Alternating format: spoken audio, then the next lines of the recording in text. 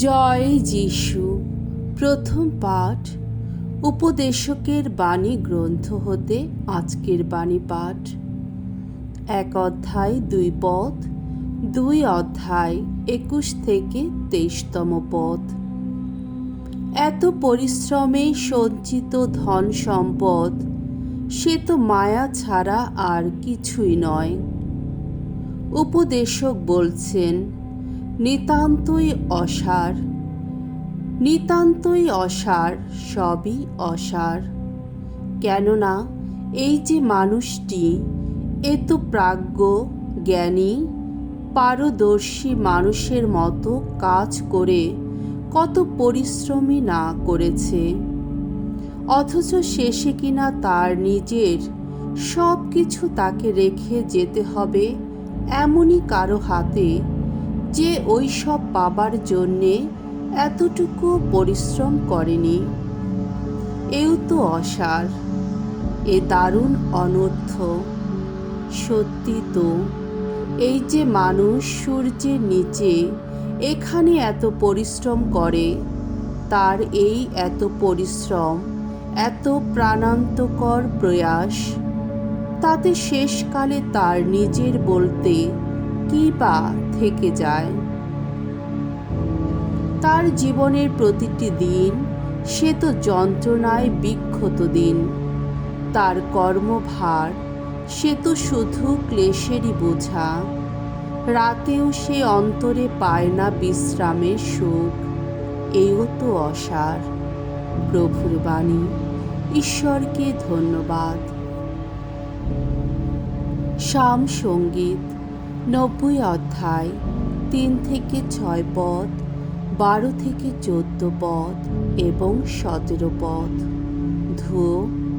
প্রভু, তুমি আমাদের একান্ত আশ্রয়, চিরদিন চিরকাল।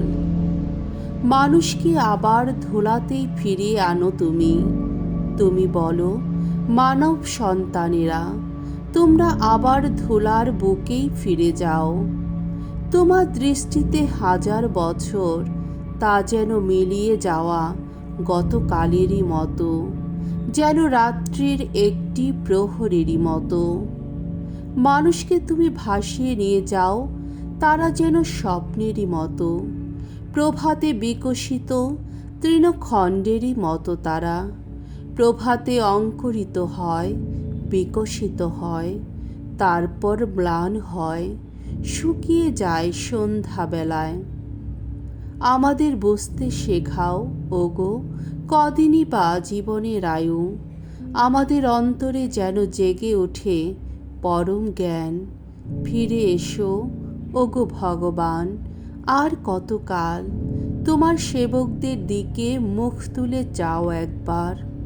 ভোর হতেই তোমার প্রেমে ভরিয়ে তুলো আমাদের প্রাণ। আমরা যেন সারাদিন সুখে থাকি, আনন্দেই থাকি। প্রভু ঈশ্বরের আনুকূল্য আমাদের ওপর যেন থাকে সারাক্ষণ। আমাদের সকল কাজ সার্থক করো ওগো, সার্থক করো।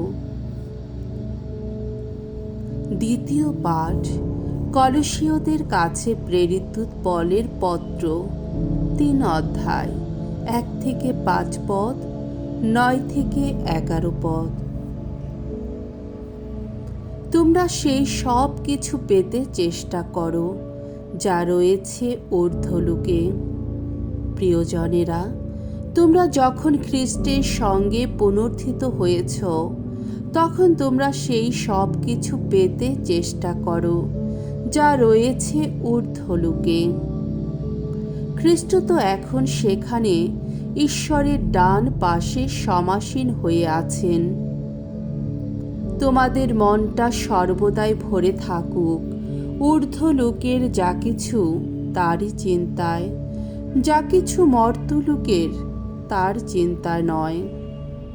কেননা তোমাদের তো মৃত্যু হয়েছে, আর তোমাদের জীবন তো এখন খ্রিস্টের সঙ্গে ঈশ্বরেরই নিহিত হয়ে আছে।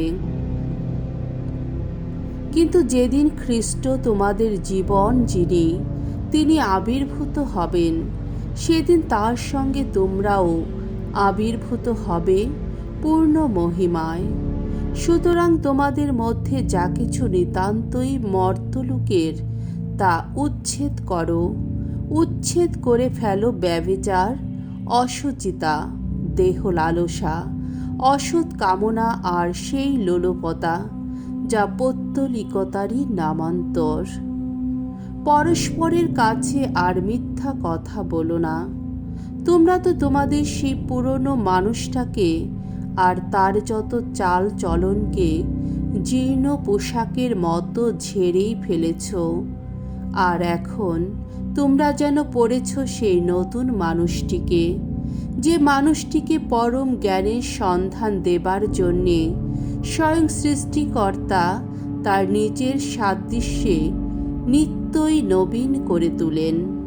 সুতরাং ইহুদি বা অনিহুদি, পরিচ্ছেদিত বা অপরিচ্ছেদিত, বর্বর অসভ্য মানুষ, কৃতদাস বা স্বাধীন মানুষ বলে এখন কোনো কিছুই নেই। খ্রিস্টই সব, সবারই মধ্যে। প্রভুর বাণী। ঈশ্বরকে ধন্যবাদ। বাণী বন্দনা। জয় জয় প্রভুর জয়। অন্তরে যারা দীন, ধন্য তারা ধন্য। স্বর্গ রাজ্য তাদেরই, আহা তাদেরই। জয় জয় প্রভুর জয়। লূক রচিত মঙ্গল সমাচার 12 অধ্যায় 13 থেকে 21তম পদ। নিজের জন্যে যা কিছু রেখেছ সে সব একদিন কার হাতে গিয়ে পড়বে। যিশুর চারপাশে লোক জমেছে। ভিড়ের মধ্য থেকে হঠাৎ একজন যিশুকে বলল, গুরু, আমার ভাইকে একবার বলুন সে যেন আমার পৈতৃক সম্পত্তির ভাগটা আমাকে দিয়ে দেয়। উত্তরে যিশু বললেন, বন্ধু, তোমাদের নিজেদের ব্যাপারে কোনো বিচার বা নিষ্পত্তি করার অধিকার কে আমাকে দিয়েছে? তারপর তিনি সকলকে লক্ষ্য করে বললেন, সাবধান, সব রকম লোভের হাত থেকে নিজেদের বাঁচাও তোমরা। কেননা মানুষের অপর্যাপ্ত ধন সম্পত্তি থাকলেও তার জীবিত থাকা কিন্তু সেই সম্পদের ওপর মোটেই নির্ভর করে না। যিশু তারপর লোকদের এই উপমা কাহিনীটি শোনালেন।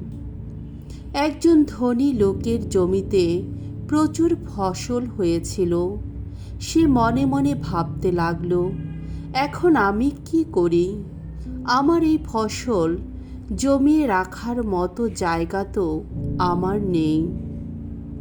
তখন সে নিজেকে বলল, একটা কাজ করা যাক। আমার যতগুলা বাড়ি আমি বরং ভেঙে ফেলি, তারপর সেখানে আরও বড় কয়েকটা গোলা বাড়ি তৈরি করি। সেখানে আমার যত শস্য ও যত সম্পদ আমি জমিয়ে রাখব। তারপর নিজেকে বলবো, ওহে, তোমার তো অনেক সম্পদ জমা হয়েছে, অনেক অনেক বছরের মতো। এখন একটু আরাম করো, খাও দাও, ফুর্তি করো। কিন্তু ঈশ্বর তাকে বললেন, ওরে মূর্খ, আজ রাতেই যে তোর প্রাণটাকে তোর কাছ থেকে ফেরত চেয়ে নেওয়া হবে। তখন নিজের জন্যে যা কিছু রেখেছিস তুই, সে সব কার হাতে গিয়ে পড়বে? যিশু এরপর বললেন, যে লোক নিজের জন্যে সম্পদ সঞ্চয় করে রাখে অথচ ঈশ্বরের দৃষ্টিতে নিঃস্বই থেকে যায়, তার অমন দশাই ঘটে। প্রভুর মঙ্গলময় বাণী। খ্রিস্ট প্রভু তোমার প্রশংসা হোক।